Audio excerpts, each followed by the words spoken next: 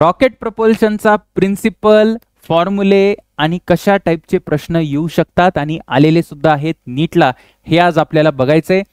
पटकन तू वही आणि पेन काढून बस, कारण फॉर्म्युले जर वहीत लिहिले आणि ते माझ्याबरोबर सोडवले तरच तुला या लेक्चरचा फायदा आहे. सगळ्यात पहिले सर, रॉकेट काय असतं आणि कसं दिसतं हे सगळं तुला माहिती आहे रे. दिवाळीत तू रॉकेट लावतो की नाही? हो सर लावतो. दुसऱ्याच्या घरापर्यंत पोहोचवतो, जिथं नाही तिथं पोहोचवतो, बरोबर आहे. आता ते रॉकेट वर कसं जातं बरं? तू काय करतो, तू रॉकेटला आग लावतो. जशी आग लावली की रॉकेटचं जे फ्युएल असतं, फ्युएल म्हणजे त्याच्यात जे बारूद असतं, बारूद, त्याचं कंबशन होतं. आणि ते जे बारूद आहे ना, आता हे जे खरोखर रॉकेट वापरतो आपण, जे इस्रो, नासा वगैरे वापरतं स्पेसमध्ये, तर इथे फ्युएल म्हणजे काय असतं, तर लिक्विड ऑक्सिजन किंवा नायट्रोजन असतो. त्या फ्युएलचं जेव्हा कंबशन होतं तेव्हा रॉकेट खाली गॅसेस सोडतं. हे गॅसेस रॉकेटवर वरती फोर्स लावतात, ज्याला आपण एफ थ्रस्ट म्हणतो, आणि यामुळेच रॉकेट वरती जाऊ शकतं, स्पेसमध्ये जाऊ शकतं. परत एकदा सांगतो, मला हे म्हणायचंय की रॉकेट प्रपोल्शन जे आहे ना, ते थर्ड लॉ ऑफ मोशनवर बेस्ड आहे. न्यूटनच्या तिसऱ्या लॉवर रॉकेट प्रपोल्शन बेस्ड आहे. हा थेरीमध्ये पण प्रश्न येतो. सर परत एकदा सांगा, रॉकेटनी काय केलं? रॉकेटनी गॅसेस खाली फेकले. जर खाली फेकले तर रॉकेटनी गॅसवर खाली फोर्स लावलाय, म्हणजे हे जे गॅसेस आहे, एक्झॉस्ट गॅसेस, ते रॉकेटवर वरती फोर्स लावतील, यामुळेच रॉकेट वरती जातं. तर आता रॉकेटवर नेट फोर्स काय sir? F thrust minus mg, म्हणून रॉकेट वरती ऍक्सेलरेट करणार. मग आपल्याला बऱ्याच गोष्टी काढायच्या, रॉकेटची वेलॉसिटी, त्याचं ऍक्सेलरेशन, फ्युएल कंबशन काय असतं वगैरे वगैरे सांगेल मी तुम्हाला. तुला एक गोष्ट माहिती पाहिजे काय सर, की हा जो थ्रस्ट फोर्स असतो बेटा, थ्रस्ट म्हणजे रॉकेटवर लागणारा जो फोर्स आहे वरती गॅसेसमुळे, तो इक्वल असणार. कोणाच्या इक्वल असणार बरं? मॅग्निट्यूड मध्ये इक्वल असणार. Force on gases. जेवढा फोर्स गॅसेसवर लागतो ना, तेवढाच फोर्स गॅसेस लावतात, मात्र अपोजिट डायरेक्शन मध्ये. हे मॅग्निट्यूड सेम आहे दोन्ही फोर्सेसचं, हे सांगायचा मी प्रयत्न केलाय. न्यूटनच्या तिसऱ्या लॉवर बेस्ड आहे. ही इक्वेशन तुला लक्षात राहील का? या इक्वेशन मध्ये काही नवीन नाहीये. वरती फोर्स, कारण रॉकेटचं ऍक्सेलरेशन वरती, म्हणजे नेट फोर्स झाला F thrust minus mg is equal to ma. आता बेटा एक गोष्ट तुला लक्षात ठेवायची आहे की रॉकेट जे आहे ना, ते कशी सिस्टम आहे सर? तर ही व्हेरिएबल मास सिस्टम आहे. व्हेरिएबल रॉकेटचं जे मास आहे ना, आता थांब जरा तुला सांगतो. हे जे तुला मास दिसायला लागलं ना, मास, हे कोणाचं मास आहे सर? बेटा हे फ्युएल प्लस मटेरियल. रॉकेटचं काही मटेरियल असेल ना रे, स्टील बिल कशाने तरी बनलं असेल, त्याचं मास आहे. मग आता मला सांग, फ्युएल कमी होतंय की नाही टाईमनुसार? जर तू काही फ्युएल जाळलंस, याच्यामधला जो ऑक्सिजन आहे, लिक्विड ऑक्सिजन, त्याला जर जाळलं तर हळूहळू ऑक्सिजनचं मास कमी होणार, म्हणजे रॉकेट हलकं होणार. याचा अर्थ इथे मास कॉन्स्टंट नाहीये, हा व्हेरिएबल मासचा प्रॉब्लेम आहे. मग सर व्हेरिएबल मासचा जो प्रॉब्लेम आहे, तर हा जो थ्रस्ट फोर्स आहे तो कसा लिहायचा? तर त्याला राहायला हा फॉर्म्युला आहे बघ, व्ही रिलेटिव्ह इंटू dm/dt. काय असतं सांगतो तुला. सर हे काय सांगा बरं बेटा? हे व्ही रिलेटिव्ह म्हणजे काय ना, ही speed of rocket, speed of rocket नाही, मग speed of gases with respect to rocket. गॅसेसची स्पीड आहे रॉकेटच्या रिस्पेक्ट मध्ये, म्हणजे रॉकेट वरून जर तू बघितलं तर गॅसेस ज्या स्पीडनी जातील ना, ते व्ही रिलेटिव्ह आहे. आता तुला याच्यावर PhD करायची गरज नाही, कारण एक्झाम मध्ये आपल्याला ही व्हॅल्यू डायरेक्ट देतात. मी प्रश्न सोडवेल तेव्हा सांगेल. आणि सर हे dm/dt काय बरं? dm/dt म्हणजे काय बेटा? रेट ऑफ, जरा नीट लिहू आपण त्याला, rate of combustion of fuel. याच्या आतमधलं इंधन किती रेटनी जळतंय, म्हणजे एका सेकंद मध्ये किती किलो इंधन जळालं, त्याला आपण काय म्हणायचं? त्याला म्हणायचं dm/dt, rate of combustion of fuel. याचं जे युनिट असणार ते काय असणार सर? Kilogram per second. कारण की ज्याच्या आतमध्ये जे फ्युएल आहे ते किलो मध्ये आहे, तर किती किलो जळालं एका सेकंड मध्ये, ते काय बेटा? ते काय सर? तर ते rate of combustion of fuel आहे. जर तू हा फॉर्म्युला टाकला, हा थ्रस्टचा फॉर्म्युला इकडे टाकला याच्यामध्ये, तर तुला हा फॉर्म्युला येईल ऍक्सेलरेशनचा. जर तू या थ्रस्टच्या फॉर्म्युल्यामध्ये v relative into dm by d टाकलं आणि जर तुला ऍक्सेलरेशन पाहिजे तर तुला मासने डिवाइड केलं तर हा असा फॉर्म्युला येईल. इथे एम राहील एम. ठीक आहे ना, इथे एम राहील. V relative dm by D minus M G आणि या पूर्णला डिवायडेड बाय एम. आता जर ग्रॅव्हिटी फ्री स्पेस असते, ग्रॅव्हिटी फ्री स्पेसमध्ये तिथे जी ची व्हॅल्यू 0 आहे. जर तू इथे जी ची व्हॅल्यू टाकली बेटा 0 तर तुला ग्रॅव्हिटी फ्री स्पेससाठी ऍक्सेलरेशनचा हा फॉर्म्युला आहे. राहील का लक्षात? हो सर लक्षात राहील. आता mass as a function of time, मी तुला आधीच सांगितलं व्हेरिएबल मासचा प्रश्न आहे. का तर ह्या फ्युएलचं मास बदलतंय म्हणजे रॉकेटचं पण मास बदलणार, कारण फ्युएल हे रॉकेटच्या आतमध्ये आहे. बरोबर आहे? हो सर. तर मी काय करतो, एम नॉट म्हणतो बेटा. हे काय सर? हे एम नॉट काय सांगतो? एम नॉट काय? एम नॉट आहे initial mass of rocket. Rocket म्हणजे रॉकेट प्लस फ्युएल म्हणायचं मला. ठीक आहे ना, रॉकेटचं मटेरियल प्लस फ्युएल. तर हे रॉकेटचं इनिशियल मास आहे. सुरुवातीच्या मास मधून जर मी ते मास मायनस केलं जेवढं फ्युएल बाहेर गेलं तर मला उरलेलं मास मिळून जाईल. बरोबर आहे? मग सर ते कसं कराल? तर एका सेकंदमध्ये किती फ्युएल जळालं तर डीएम बाय डी. पुढे मी क्वेश्चन घेईल, काळजी करू नको. डीएम बाय डी एका सेकंदमध्ये जळालं तर टी सेकंदमध्ये किती जळालं तर त्याला गुणाकार करावा लागेल. मग याला जर तू आधीच्या मासमधून ही क्वांटिटी मायनस केली की तुला उरलेलं मास मिळणार आहे. ठीक आहे. त्याच पद्धतीने वेलॉसिटी, रॉकेटची जी वेलॉसिटी आहे ना ती पण बदलते. काय असते सर? एखाद्या टी टाइमला जी रॉकेटची वेलॉसिटी ती काय? V of T is equal to V naught. V naught काय सर? आता हे इनिशियल वेलॉसिटी ऑफ रॉकेटची सुरुवातीची वेलॉसिटी. ठीक आहे. Plus v relative into log of m not upon m. V relative म्हणजे velocity of gases speed of gases with respect to rocket. ठीक आहे. Am not म्हणजे सुरुवातीचं मास आणि एम म्हणजे कुठल्या टाइम टीचं मास. ठीक आहे. याच्यावर जास्त प्रश्न येत नाही, प्रश्न बाकीच्या इक्वेशनवर येतात. आपण बघू कसे प्रश्न येतात.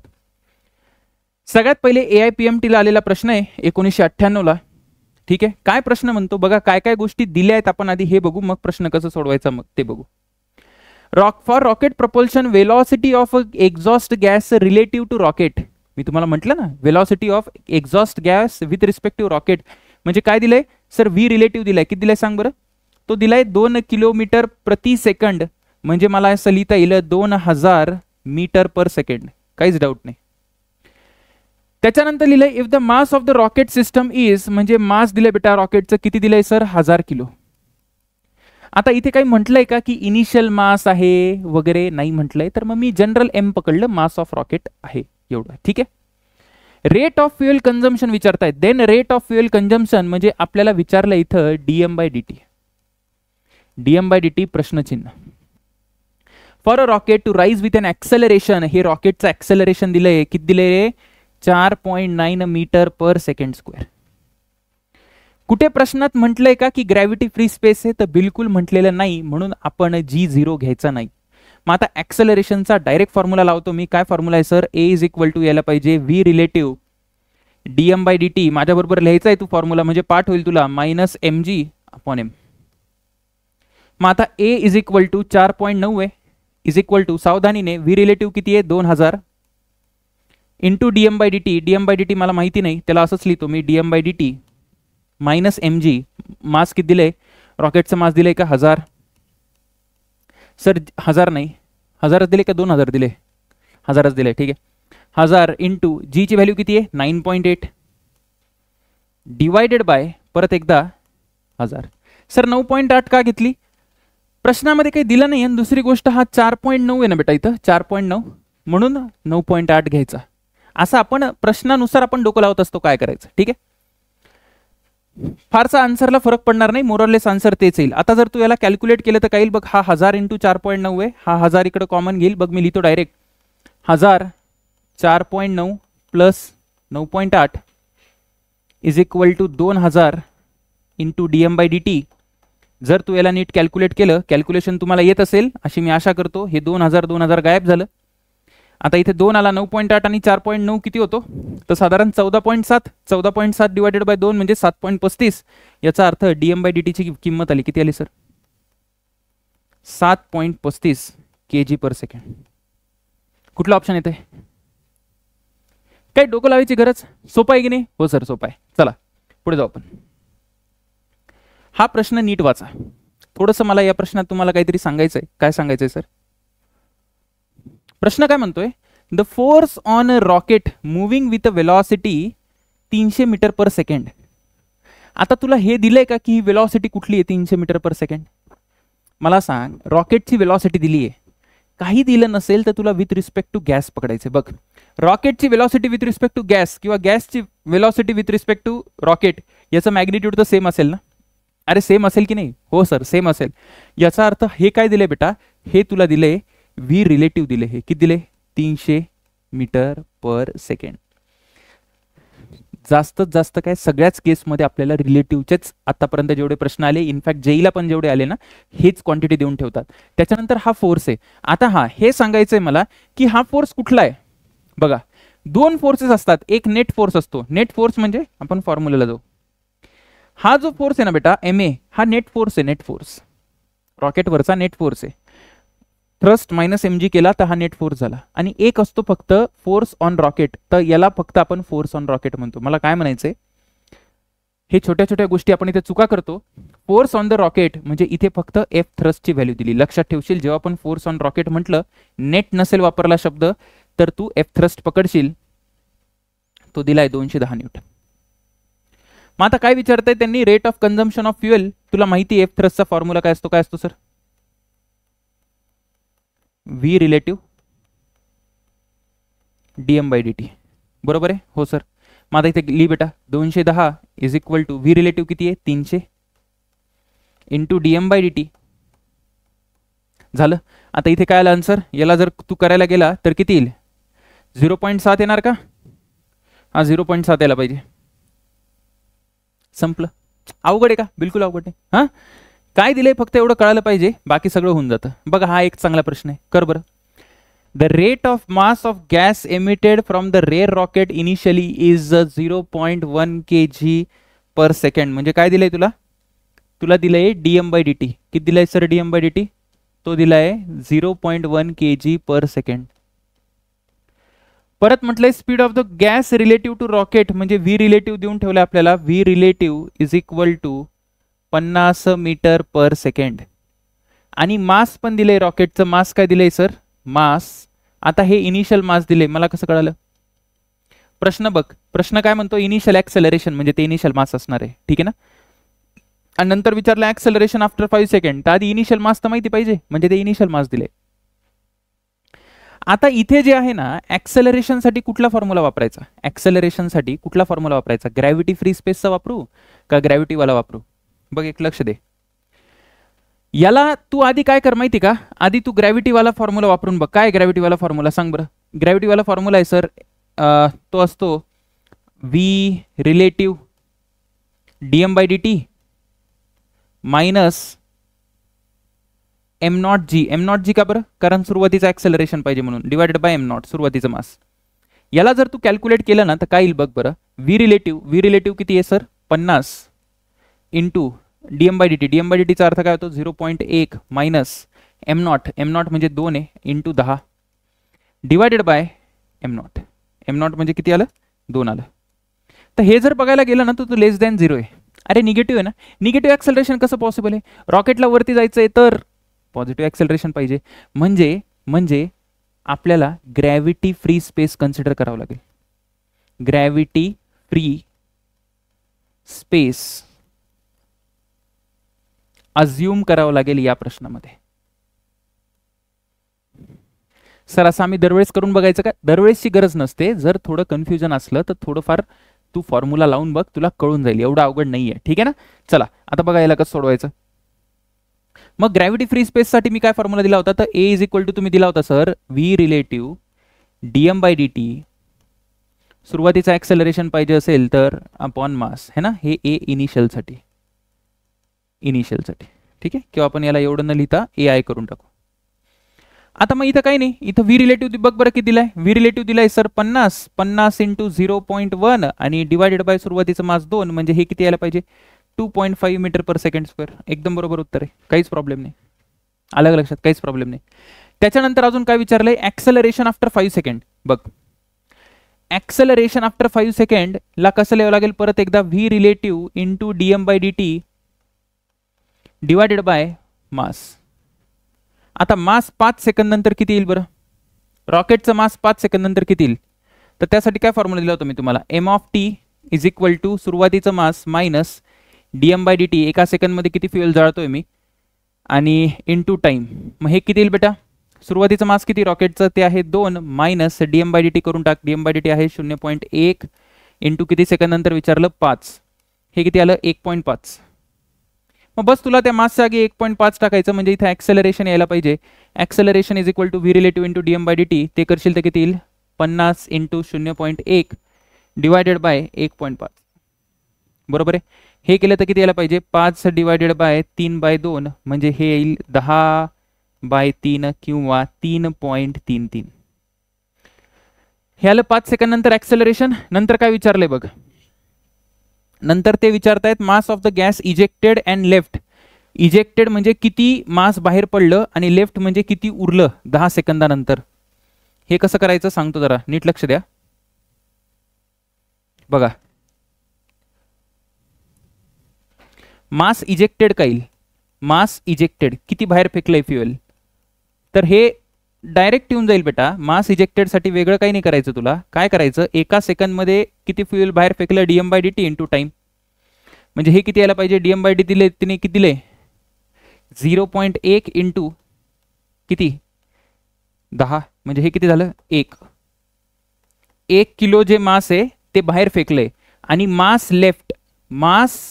लेफ्ट यालाच मी काय नाव दिलेलं एम, यालाच आपण कसं लिहितो सांग बरं, याला लिहिता सर तुम्ही m naught minus dm by D t into t. हे जर तू केलं तर एम नॉट सुरुवातीचा मास किती आहे 2 minus dm by D t into t, म्हणजे किती बाहेर फेकलं, हे आहे किती बेटा हे 1, म्हणजे किती आन्सर आलं 1. 1 किलो उरलं आणि 1 किलो बाहेर फेकलं. आलं लक्षात. फॉर्म्युल्याची काळजी करू नको. ग्रॅव्हिटी फ्री स्पेस का बरं मानलं मी तुला सांगितलं, नाही तर रॉकेट उडणारच नाही. काय करतो प्रश्न सॉल्व्ह करून. सर हा प्रश्न कसा करायचा, आता इथे ग्रॅव्हिटी फ्री मानायचं का नाही मानायचं, तू सांग बरं, मानायचं का नाही मानायचं. बिलकुल नाही मानायचं. का, कारण जीची किंमत दिली. अरे हिंट देत असतात रे, लोड घेऊ नको. 5000 kilo rocket is set of vertical firing, म्हणजे एम ची किंमत दिली तुला, किती दिली 5000 किलो. ठीक आहे, इनिशियल दिलाय का कुठला दिलाय बघू ना आपण, प्रश्न वाच. एक्झॉस्ट स्पीड दिली आहे, म्हणजे ही डायरेक्ट व्ही रिलेटिव्ह देऊन ठेवली तुला. किती दिली बेटा, ती दिली आहे सर 800 मीटर प्रति सेकंड. किती जोरात पळतंय sir rocket. To give an initial upward acceleration, म्हणजे तुला ए इनिशियल दिलाय, किती दिलाय सर, ए इनिशियल दिलाय किती 20. म्हणजेच मला कळालं की हे इनिशियल मास दिला असणार आहे. अरे तुला कळतंय की नाही, बेसिक न्यूमरिकल प्रॅक्टिस असेल तुझी तर तुला कळून जाईल. डीएम बाय डी टी विचारलाय, डीएम बाय डी टी विचारलाय बस, आणि त्यांनी जी ची किंमत देऊन ठेवली, म्हणून मी कुठला फॉर्म्युला वापरेल तुला ऍक्सेलरेशनसाठी. सर तुम्ही हा फॉर्म्युला वापरून द्या का बिंदास. कुठला formula, v relative into dm by D t minus M g divided by M. आता काम सुरू करू आपण. ए ची किंमत टाक, किती येईल 20 is equal to V relative किती दिलाय 800, डीएम बाय डी टी विचारलाय dm by D t minus M g म्हणजे किती आलं सर 5000 इंटू जी ची किंमत किती आहे 10 अपॉन मास किती त्याचं परत एकदा 5000. याला कॅल्क्युलेट करा बरं किती येईल. 5000 इंटू 20 आणि प्लस 10 म्हणजे 5000 इंटू 30 असायला पाहिजे. 5000 इंटू हे किती येईल 30 डिवायडेड बाय 800, हे आन्सर यायला पाहिजे. कॅल्क्युलेट करा काय येते बघा. हे किती येईल सर, हे कॅन्सल होऊन जाईल, हे कॅन्सल होऊन जाईल, हे गेलं, हे गेलं. ठीक आहे ना. अशा 500/8 केलं तर किती येईल 8 आणि हे 4 आणि 250 म्हणजे किती यायला पाहिजे 125 यायला पाहिजे का. 100 हा 250 ला परत इकडे 2 कर, हे 125 म्हणजे हे यायला पाहिजे सरळ. याला आपण 62.5 म्हणू की. एक काम करायला याला सोडवा, हे गेलं सर. ठीक आहे, हे तर आधीच गेले, हा एक गेला. 500/8 हे येणार आहे, हे येईल 62.5. 62.5 इंटू 3 म्हणजे किती येणार आहे 187.5 यायला पाहिजे. हे यायला पाहिजे सर 187.5. कुठला आन्सर आहे बरं, कुठला आन्सर आहे, हे बी आन्सर आहे. चल हे काढून दाखव बरं, हे काढून दाखव, मस्त प्रश्न आहे हा. ठीक आहे. Rocket of mass 20,000 kilo of which 16,000 kilo is fuel. बघा रॉकेट ऑफ मास म्हणजे सुरुवातीचं मास दिले बरं का, किती दिले सर? 16,000 नाही, किती दिले? 20,000. 20,000 किलोचं रॉकेट आहे. किती किती काय म्हणतात त्याला, वजन असतं बघ रॉकेटचं, 20,000 किलो. समजते का तुला? हत्तीचं वजन किती असतं? हत्तीचं वजन 3,000, 4,000, 5,000, 6,000 पर्यंत जास्तीत जास्त. हां, आणि हे त्याच्या पण 4 पट आहे, 4-5 पट आहे. ठीक आहे, जे काय असेल. 16,000 किलोचं फ्युएल आहे, लक्षात ठेवशील, फक्त हा डेटा लक्षात ठेवशील, नंतर वापरू आपण याला. ठीक आहे ना. आणि पुढे काय म्हणतायत, the rocket engine can exhaust fuel म्हणजे dm/dt देऊन ठेवले. युनिट निकडून जातं मला लगेच काय दिले, dm/dt इज इक्वल टू किती दिले सर? 200 किलो पर सेकंड. आणि with an exhaust velocity relative म्हणजे व्ही रिलेटिव्ह देऊन ठेवले. किती दिले रिलेटिव्ह? व्ही रिलेटिव्ह किती दिले? 3,000. ठीक आहे. Find net force. आता जर नेट फोर्स विचारतायत आणि जी ची किंमत पण दिली आहे, म्हणजे कुठला फॉर्म्युला लावायचा तुला माहिती आहे ना? Net force. नेट फोर्स काय असतो बेटा? मी तुला मगाशी पण सांगितलं, नेट फोर्स असतो एफ नेट. मी इथे लिहितो, हवं तर जरा चांगलं लिहू इथे. एफ नेट जो असतो ना, तो नेहमी असणारे मास इंटू ऍक्सेलरेशन. मग आता इथे नेट फोर्स पाहिजे असेल तर नेट फोर्सचा फॉर्म्युला आहे F net is equal to m a. M एचा काय फॉर्म्युला आहे सर? मी लिहून दिला होता. काय होता? F T, F thrust minus M g. मग आता पटकन काढून टाकू आपण. F net is equal to काय यायला पाहिजे? एफ थ्रस्ट दिलाय का? एफ थ्रस्ट काढावं लागेल आपल्याला. V relative into v relative दिलाय 3,000 इंटू dm/dt. dm/dt किती दिलाय? 200 मायनस एम जी. मास किती रे त्याचं? 20,000 इंटू जी ची व्हॅल्यू किती? 10. म्हणजे हे किती यायला पाहिजे? 3 इंटू 2 किती आहे? 3 इंटू 2 6 लाख है ना. 6 लाख मधून हे किती मायनस करावं लागेल? 2 लाख. म्हणजे हे यायला पाहिजे 4 लाख. अरे यायला पाहिजे का? तुझा रँक नाही म्हणत रे 4 लाख. आन्सर यायला पाहिजे का ते म्हणतोय नालाय का? एक बरोबर आहे ना, युनिट. ठीक आहे, 4 लाख यायला पाहिजे. कुठे आन्सर? 4 लाख आहे का? 4 लाख ऑप्शन नाही. नेट फोर्स 4 लाख कसा ऑप्शन नाही रे? 3 इंटू 2 6. 6 मधून 2 गेले. जी ची किंमत पण सांगितली ना. अच्छा, अरे अरे अरे अरे बघा, असा गडबड होती बरं का, अशी गडबड होती. मी हे वाचलंच नाही की 10 सेकंड नंतर आहे. देवा, कशा पोरांच्या संगतीत शिकवायला लागलो मी. हे मी वाचलंच नाही की हे 10 सेकंड नंतर सांगायचंय. ठीक आहे ना. हे जे मास दिलंय ना, ते सुरुवातीचंच मास दिलंय, विषय तो नाहीये. हे सगळं जे विचारतायत ना, ते 10 सेकंड नंतर विचारतायत. 10 सेकंड नंतर विचारतायत, तर आधी मला 10 सेकंड नंतरचं मास काढावं लागेल. कसं काढणार मी? M of T is equal to सुरुवातीचं मास. सुरुवातीचं मास किती सर? 20,000. ठीक आहे, 20,000 मायनस dm/dt. dm/dt किती आहे? 200 इंटू किती सेकंड नंतर पाहिजे? 10 सेकंड नंतर. म्हणजे हे किती आलं रे? हे आलं 20,000 मधून 2,000 गेले म्हणजे 18,000. आता उत्तर बरोबर आहे ना. मी बरोबरच करत होतो, तुमच्या नादी लागून सगळं खराब करून टाकलं. ठीक आहे ना. 18,000 झालं. आता हे झाल्यानंतर तुला काय पाहिजे बेटा? F net. F net is equal to, परत तोच फॉर्म्युला आहे, फॉर्म्युला बदलत नाही. V relative into dm/dt. V relative किती रे? फॉर्म्युला लिहितो मी. V relative dm/dt minus M g is equal to V relative म्हणजे किती आला? 3,000. आता यायला पाहिजे आन्सर. 3,000 इंटू dm/dt म्हणजे 200 minus M g. Minus M g म्हणजे किती येतं? 18,000 इंटू जी ची किंमत 10. म्हणजे हे किती आलं? 6 लाख. 6 लाख मधून 1,80,000 गेले तर किती यायला पाहिजे? 4.2 यायला पाहिजे है ना. इथे येईल किती येईल? 4,20,000. 4,20,000 न्यूटन. मग याला जर पॉवर मध्ये दिलं तर किती? 1 2 3 4 5. 4.2 इंटू 10⁵ न्यूटन हे उत्तर पाहिजे. त्यांनी काय दिले? 10⁻³ दिले. मग काही पॉवर मध्ये त्यांनी गडबड केली असेल. ठीक आहे, ऑप्शन एकदा चेक करून घ्याल, पण आन्सर हेच पाहिजे. आता आहे ना, हे तर प्रश्न संपला, पण 1-2 प्रश्न माझ्यासाठी म्हणजे तुझ्यासाठी म्हणायचंय मला. चांगले प्रश्न आहेत, याचं मला फक्त उत्तर सांग. मग तुझं रॉकेट झालं, मग काही प्रॉब्लेम नाही, मग तू सगळं करू शकतो. मी तुला हवं तर हिंट देतो याची, ऐकशील का? बघ, सगळ्यात पहिला प्रश्न काय म्हणतो, त्याच मागच्या प्रश्नाचं कंटिन्युएशन आहे. After what time fuel of the rocket will exhaust. असे प्रश्न विचारतात की किती वेळानंतर रॉकेटचं फ्युएल संपून जाईल. किती वेळानंतर रॉकेटचं फ्युएल संपून जाईल. आता हे रॉकेटचं फ्युएल संपून जाईल म्हणजे रॉकेटचं किती फ्युएल होतं सांग मला? 16,000 किलो. मला सांगा, बघा मी लिहितो, नीट लक्ष ठेवा हा, नीट लक्ष घ्या. मास ऑफ इजेक्टेड फ्युएल म्हणजे किती फ्युएल इजेक्ट होतं.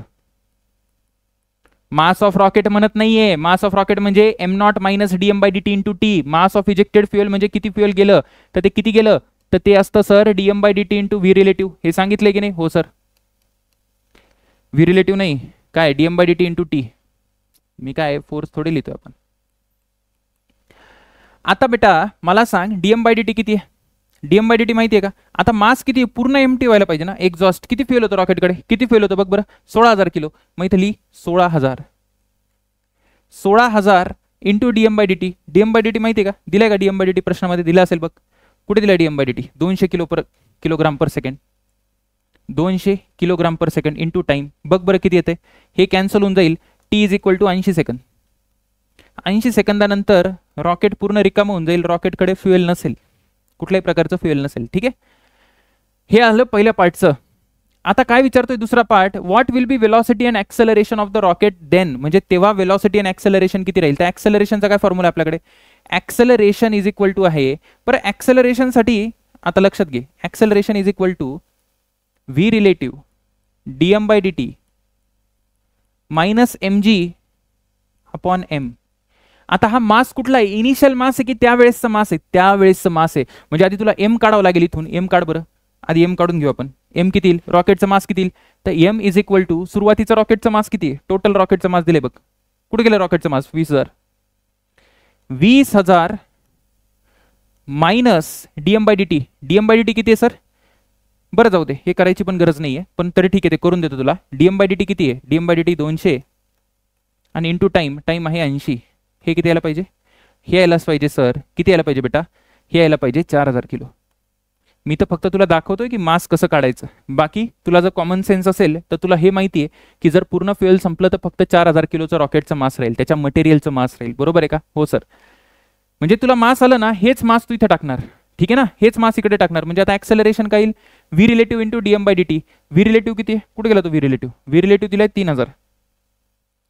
3,000 into dm by D t 200 minus रॉकेटचं मास किती सर 4,000 इंटू जी ची किंमत 10 डिवायडेड बाय रॉकेटचं मास पुन्हा एकदा 4,000.